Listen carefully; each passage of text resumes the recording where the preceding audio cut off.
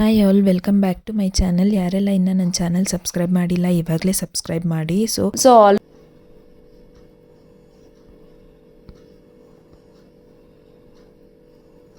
ನೋಡಿ, ಇದು science passing package ಆಗಿರುತ್ತೆ. ಕೆಮಿಸ್ಟ್ರಿ, ಕೆಮಿಕಲ್ ರಿಯಾಕ್ಷನ್ಸ್ ಆ್ಯಂಡ್ ಇಕ್ವೇಷನ್ಸಿಂದ ಅಟ್ಲೀಸ್ಟ್ ನೀವು ಇದು ಓದಿದ್ರೆ ನಿಮಗೆ ಪಾಸ್ ಆಗೋದಕ್ಕೆ ಯಾವುದೇ ಟೆನ್ಷನ್ ಇರಲ್ಲ. ಇದಷ್ಟೇ ಪ್ರಾಕ್ಟೀಸ್ ಮಾಡಿ. ಯಾರಿಗೆ ತುಂಬ ಪಾಸ್ ಆಗೋಕ್ಕೂ ಕಷ್ಟ ಸೈನ್ಸಲ್ಲಿ ಅಂತ ಅಂದ್ಕೊಳ್ಳೋರು, ನೀವು ಇದಷ್ಟನ್ನೇ ಪ್ರಾಕ್ಟೀಸ್ ಮಾಡಿದ್ರೆ ಈಸಿಯಾಗಿ ಪಾಸ್ ಆಗ್ಬೋದು. ಆಲ್ಮೋಸ್ಟ್ ಇದೇ ಥರ ಕ್ವಶನ್ಸ್ ಕೊಟ್ಟಿರ್ತಾರೆ, ನೀವು ವರಿ ಮಾಡ್ಕೊಳ್ಳೋ ಅಷ್ಟೇನಿಲ್ಲ. ಸೊ ಇಷ್ಟೊತ್ತಿಗೆ ಆಗಲೇ ಇದನ್ನೆಲ್ಲ ಕಲ್ತಿರ್ತೀರ ನೀವು. ಟೀಚರ್ಸ್ ಕೂಡ ಹೇಳಿರ್ತಾರೆ ಇದೇ ಕ್ವಶನ್ಸ್ ಬರುತ್ತೆ, ಇದನ್ನೇ ಪ್ರಾಕ್ಟೀಸ್ ಮಾಡ್ಕೊಳ್ಳಿ ಅಂತ. ನೋಡಿ, ಆ್ಯಸಿಡ್ಸ್, ಬೇಸಸ್ ಆ್ಯಂಡ್ ಸಾಲ್ಟ್ಸಿಂದ ಕೂಡ ನಿಮಗೆ ಇಂಪಾರ್ಟೆಂಟ್ ಕ್ವಶನ್ಸ್ ಇಲ್ಲಿ ಇದೆ. ಸೊ ರೆಫರ್ ಮಾಡ್ಕೊಳ್ಳಿ, ವಿತ್ ಆನ್ಸರ್ಸ್ ಇದೆ ನಿಮಗೆ. ಸೊ ತುಂಬ ಯೂಸ್ಫುಲ್ ಆಗುತ್ತೆ ಅಂತ ಅಂದ್ಕೊಂಡು ಅಪ್ಲೋಡ್ ಮಾಡ್ತಾಯಿದ್ದೀನಿ. ಆ್ಯಕ್ಚುಲಿ ಪ್ರಿಪ್ರೇಟ್ರಿ ವೀಕಲ್ಲಿರೋದ್ರಿಂದ ನಿಮಗೆ ಏನು ಓದಬೇಕು, ಏನು ಬಿಡಬೇಕು, ಫುಲ್ ಪೋರ್ಷನ್ ಕವರ್ ಮಾಡಬೇಕು, ಈ ಥರ ಎಲ್ಲ ಗೊಂದಲಗಳಿರುತ್ತೆ. ಯಾವ ರೀತಿ ಕ್ವಶನ್ಸ್ ಕೊಡ್ಬೋದು ಅನ್ನೋ ಥರ ಎಲ್ಲ.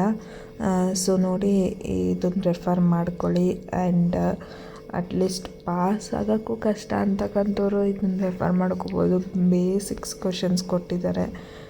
ಮೆಟಲ್ಸ್ ಆ್ಯಂಡ್ ನಾನ್ ಮೆಟಲ್ಸಿಂದನೂ ನಿಮಗೆ ಕ್ವಶನ್ಸ್ ಇದೆ ನೋಡಿ. ಇದೆಲ್ಲನೂ ಪ್ರಾಕ್ಟೀಸ್ ಮಾಡ್ಕೊಂಡಿರ್ತೀರ ಅನಿಸುತ್ತೆ, ಎಲೆಕ್ಟ್ರಾನ್ ಡಾಟ್ ಸ್ಟ್ರಕ್ಚರ್ ಎಲ್ಲನೂ. ಸೊ ಮತ್ತು ಇನ್ನೊಂದ್ಸಲ ನೋಡ್ಕೊಳ್ಳಿ. ಆಂಫೋಟೆರಿಕ್ ಆಕ್ಸೈಡ್ಸ್ ಆಗಿರ್ಬೋದು, ಅಯೋನಿಕ್ ಕಾಂಪೌಂಡ್ಸ್ ಆಗಿರ್ಬೋದು, ಮೆಟಲ್ಸ್ ಆ್ಯಂಡ್ ನಾನ್ ಮೆಟಲ್ಸ್ ಆಗಿರ್ಬೋದು, ಡಿಫ್ರೆನ್ಸಸ್ಸು. ಸೊ ಇದೆಲ್ಲನೂ ನೋಡ್ಕೊಳ್ಳಿ. ರೋಸ್ಟಿಂಗ್, ಕ್ಯಾಲ್ಸಿನೇಷನ್, ಇದೆಲ್ಲ ಎಕ್ಸಾಂಪಲ್ ವಿತ್ ಎಕ್ಸಾಂಪಲ್ ರೆಫರ್ ಮಾಡ್ಕೊಳ್ಳಿ.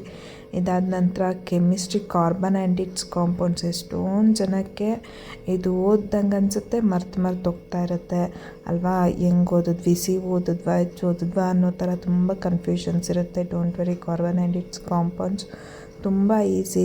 ಕೆಟನೇಷನ್ನು, ಟೆಟ್ರಾವೆಲೆನ್ಸಿ ಈ ಥರ ಎಲ್ಲನೂ ನಿಮಗೆ ಈಸಿ ಅನಿಸುತ್ತೆ ಕಂಟಿನ್ಯೂಸ್ ಆಗಿ ಸ್ಟಡಿ ಮಾಡ್ತಾಯಿದ್ರೆ. ಸೊ ಗ್ಯಾಪ್ ಕೊಟ್ಟರೆ ಅದು ಮರ್ತೋಗುತ್ತೆ ಅಷ್ಟೇ. ಕಾರ್ಬನ್ ಆ್ಯಂಡ್ ಇಟ್ಸ್ ಕಾಂಪೌಂಡ್ಸ್ ಏನು ಕಷ್ಟ ಇಲ್ಲ.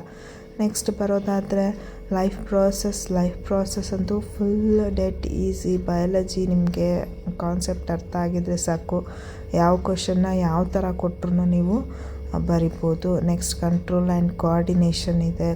ಕಂಟ್ರೋಲ್ ಆ್ಯಂಡ್ ಕೋಆರ್ಡಿನೇಷನ್ ಕೂಡ ತುಂಬ ಇಂಪಾರ್ಟೆಂಟ್. ಇದರಲ್ಲಿ ಡಯಾಗ್ರಾಮ್ ಕೂಡ ಇಂಪಾರ್ಟೆಂಟ್ ಆಗುತ್ತೆ ಬ್ರೈನ್ದು. ಅವರ್ ಎನ್ವಿರಾನ್ಮೆಂಟ್ ಇದೆ. ಸೊ ಅವರ್ ಎನ್ವಿರಾನ್ಮೆಂಟಲ್ಲಿ biodegradable, non biodegradable, ozone layer, ಮತ್ತು garbage management, biomagnification, food chain, trophic levels, ಇದೆಲ್ಲನೂ ನೆನ್ಪಿಟ್ಕೋಬೇಕಾಗತ್ತೆ. ನೆಕ್ಸ್ಟು ಹೌ ಟು ಆರ್ಗ್ಯಾನಿಸಮ್ ರಿಪ್ರೊಡ್ಯೂಸಲ್ಲಿ ತುಂಬ ಕಾನ್ಸೆಪ್ಟ್ಸ್ಗಳಿದ್ದಾವೆ. ಸೊ ಕನ್ಫ್ಯೂಷನ್ ಆಗ್ದಿರ ಇಂಪಾರ್ಟೆಂಟ್ ಏನಿದೆ ಅದನ್ನು ಓದ್ಕೊಂಡು ನಿಮಗೆ ಯೂಸ್ಫುಲ್ ಆಗುತ್ತೆ. ಹೆರಿಡಿಟಿಯಲ್ಲೂ ಕೂಡ ಏನೋ ಒಂದು ಚೆಕ್ಕರ್ ಬೋರ್ಡ್ ಬರೆಯೋದಾಗಿರ್ಬೋದು, ಅಥವಾ ಸೆಕ್ಸ್ ಡಿಟರ್ಮಿನೇಷನ್ ಆಗಿರ್ಬೋದು, ಇದೆಲ್ಲ ಸ್ವಲ್ಪ ಇಂಪಾರ್ಟೆಂಟ್ ಆಗಿರುತ್ತೆ. ಸೊ ಫಿಸಿಕ್ಸ್ ನೋಡೋದಾದರೆ magnetic effect of electric current ಇದೆ. Magnetic effect of electric current ಸ್ವಲ್ಪ ರಿಸ್ಕ್ ಅನಿಸುತ್ತೆ, ಆದರೆ ಅದು ಕೂಡ ಅರ್ಥ ಮಾಡಿಕೊಂಡ್ರೆ ತುಂಬ ಈಸಿ. ಲೈಟ್ ಲೆಸನ್ ಎಲ್ಲ ಕಷ್ಟಪಡ್ತೀರ ನೋಡಿ. ಲೈಟ್ ಲೆಸನಲ್ಲಿ ಇಂಪಾರ್ಟೆಂಟ್ ಇರೋದನ್ನು ಫೋಕಸ್ ಮಾಡಿ ಓದಿ. ಎಲೆಕ್ಟ್ರಿಸಿಟಿ ಆಗಿರ್ಬೋದು, next human I and the colourful word ಆಗಿರ್ಬೋದು. ಸೊ ಲೆನ್ಸಸ್ಗಳನ್ನ ನೋಡ್ಕೋಬೇಕು. ಆಮೇಲೆ ಇಂಪಾರ್ಟೆಂಟ್ ಡಯಾಗ್ರಾಮ್ಸ್ ನೋಡಿ, ಇದಿಷ್ಟು ಇಂಪಾರ್ಟೆಂಟ್ ಡಯಾಗ್ರಾಮ್ಸ್ ಆಗಿರುತ್ತೆ. ಸಿಂಬಲ್ಸ್ ಆಗಿರುತ್ತೆ. ನೆಕ್ಸ್ಟು ಸರ್ಕ್ಯೂಟ್ ಡಯಾಗ್ರಾಮ್ಸ್ ಆಗಿರುತ್ತೆ.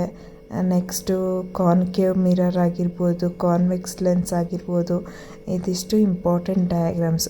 ಅಟ್ಲೀಸ್ಟ್ ನೀವು ಇದನ್ನು ಓದ್ಕೊಂಡ್ರೆ ನೀವು ಪಾಸ್ ಆಗ್ಬೋದು. ಎಲ್ಲಾದರೂ ಒಂದು ಕಡೆ ಬರೆದಿಟ್ಕೊಳ್ಳಿ.